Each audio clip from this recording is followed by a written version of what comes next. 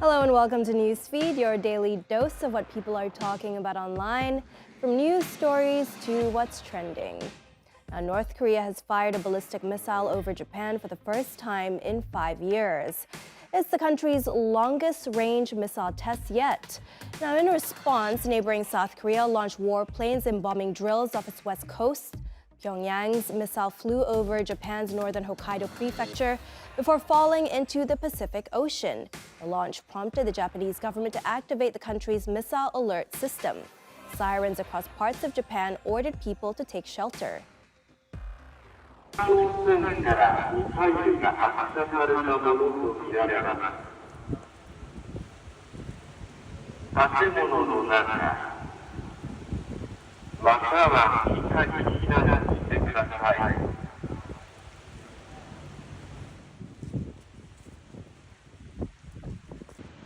びっくりしましたっていうか、朝早くだったんで、それで驚きました。もう何回も一応はニュース速報で結構何回か別の日でも何回か来てたんですけど、Jアラートは久しぶりに聞きましたね。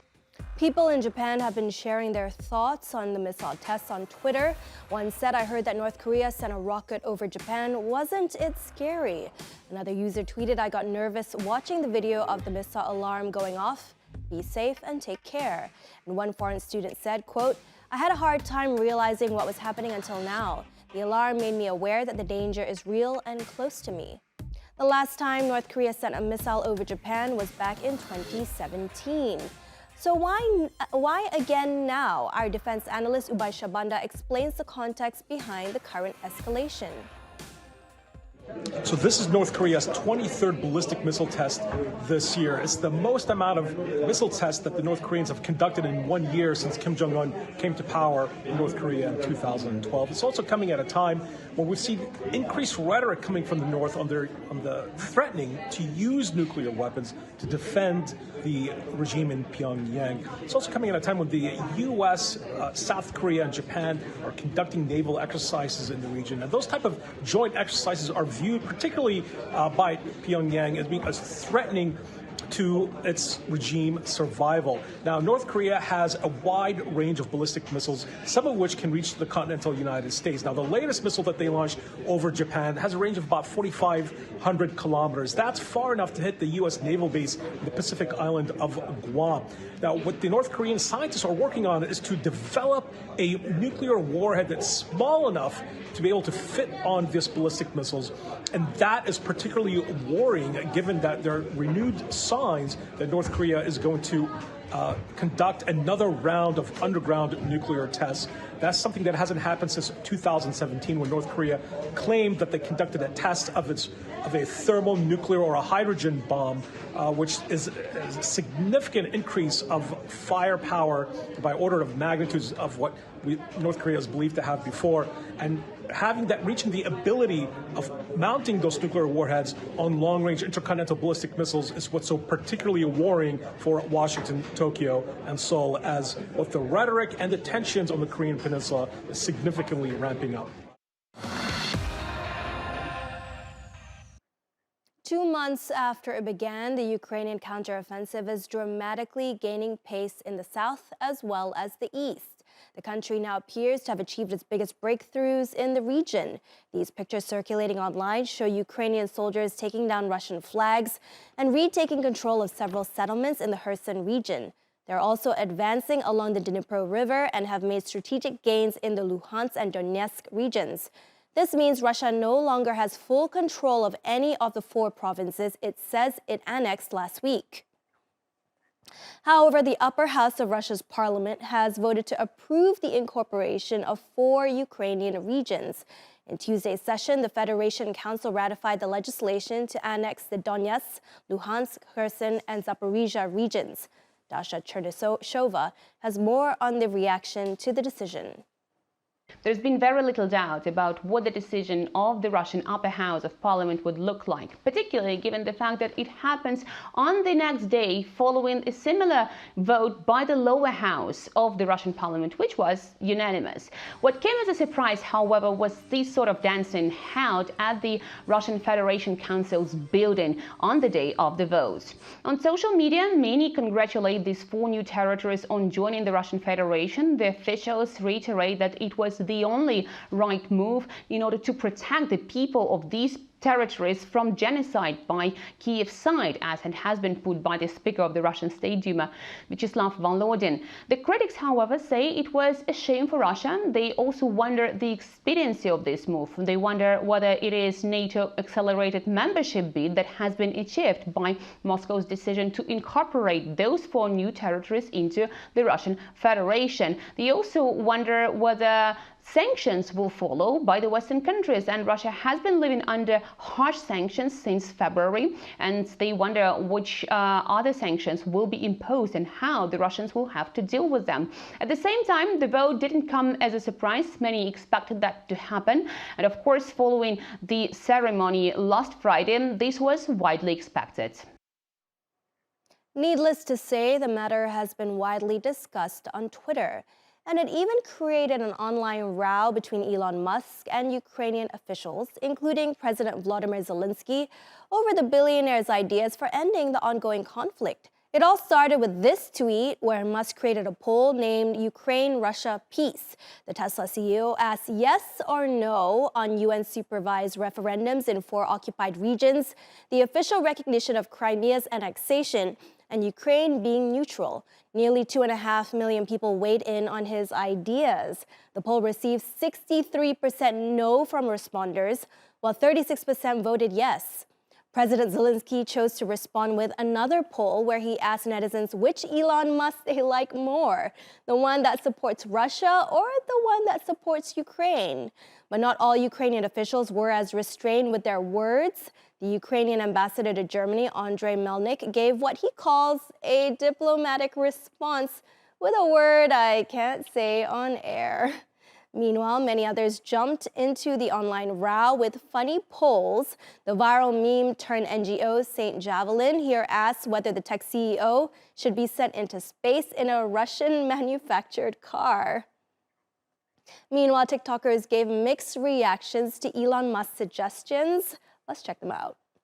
President Zelensky just absolutely destroyed Elon Musk on Twitter. It's clear that the people support Ukraine just by the result of this poll. Elon Musk should stay out of peace deals and instead should focus on providing Wi-Fi to Ukraine. Personally, I think what he's saying isn't totally off. I think peace is definitely the option to seek for. I don't even understand really why this is that controversial to look for peace. I am actually a pretty big fan of Elon Musk. I'm like, he shouldn't be talking about Ukraine. He should just be helping us and sending us all of this SpaceX stuff. His ideas of how we should handle the situation is really just like out of control. What is he talking about Crimea-wise? Crimea is Ukraine, and it will be Ukraine, and will stay Ukraine. Iran's supreme leader has blamed the U.S. and Israel for protests across the country following the death of Mahsa Amini while in the custody of Iran's morality police. In its first public comments since the unrest began last month, Ayatollah Ali Khamenei threw his full backing behind the security forces confronting protesters, saying what he labeled as riots had been engineered by Iran's arch enemies. The protests have not abated despite a growing death toll and an increasingly violent crackdown, with authorities using tear gas, clubs, and, as social media footage shows, at times live ammunition. Mahsa Amini had fallen into a coma hours after being detained on September 13th in Tehran for allegedly breaking a law requiring women to wear a headscarf. She died 3 days later, and her family alleges she was beaten by the morality police. Amid public outrage over her death, protesters have been calling for the morality police to be disbanded. Few would disagree that Britain's new Prime Minister has had a dreadful start. Liz Truss, who took over from Boris Johnson, saw the pound crash to its lowest level in decades thanks to her mini budget. Her party is bitterly divided, her approval ratings have plummeted, and the opposition Labour Party is miles ahead in the polls. Then on Monday, in front of the Conservative Party faithful at the annual party conference, she approved a tax cut U-turn that a few hours earlier she said she would not do. Juliet Ager has been looking at the mauling Liz Truss is getting in the media. Just 1 month into the job, Britain's new Prime Minister Liz Truss is already in at the deep end. The economy is spiralling, with experts warning the country is on the brink of recession. Shortly after taking office, Liz Truss announced a new agenda of tax cuts. Both Truss and Finance Minister Kwasi Kwarteng said the cuts were vital, but in reality, they sent the pound plunging to new historic lows, forcing them to make a major U-turn, which has inevitably damaged the credibility of the UK's new leader. And let's take a quick look at some tweets. Damien Barr says they're backing down on this one thing because they've realised they can't win, not because they think it's wrong. Nazir Afzal says Truss and Kwarteng will U-turn on the tax reduction for the wealthy, but remember, that's what they believe to be the right thing to do in the middle of a cost of living crisis. And the British press are showing no mercy. Now let's take a look at a few of the headlines in the newspapers today. First, we have the Daily Mail, who are essentially telling Liz Truss to get a grip. Next in line, we've got the Daily Star, funny picture on the front page, and they say the lady is for U-turning. And finally, we've got the I newspaper, Truss facing new Tory rebellion on benefits cuts, which is also linked to the Tory conference, which is ongoing, which normally is a conference for like-minded people, but at the moment, there's this big sense of discontent. All right, on to what's trending. So Kim Kardashian is used to getting paid for her Instagram posts, but one of them has landed her in hot water, and now she has to pay for it. The U.S. Securities and Exchange Commission is charging Kardashian with an almost $1.3 million fine.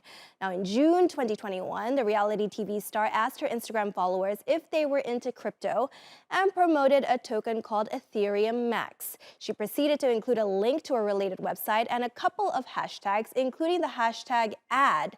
The SEC says the hashtag ad is not enough to comply with their laws, and she should have revealed how much she was paid for the advertisement. The lawsuit also accuses Kim and fellow celebs of inflating the price of the cryptocurrency and making misleading statements on social media.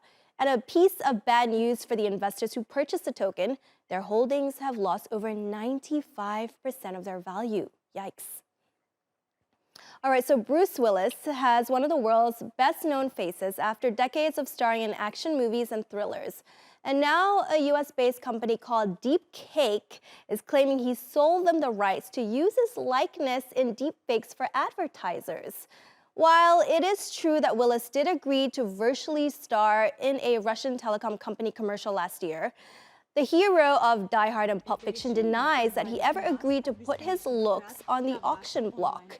The star retired from filmmaking earlier this year after being diagnosed with a neurological disorder.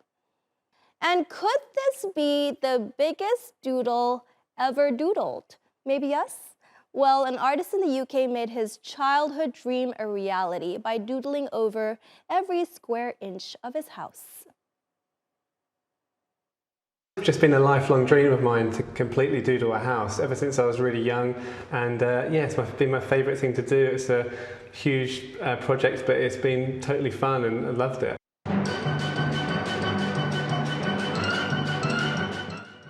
Sam Cox, better known online as Mr. Doodle, spent the past 2 years painting his home in Kent. And he chronicled the effort in this stop-motion time-lapse that's since gone viral. Every part of the home, from bedding, the stove, to the toilets, is covered in doodles. He used 900 liters of white paint, 401 cans of black spray paint, 286 bottles of black drawing paint, and 2,300 pen nibs, and plans to stay in the 12-bedroom home with his wife. And no, she doesn't mind the dizzying doodles. A for effort, but I wouldn't be keen to live in that house. It looks a little bit too chaotic for me. And that brings us to the end of today's show. See you same time tomorrow.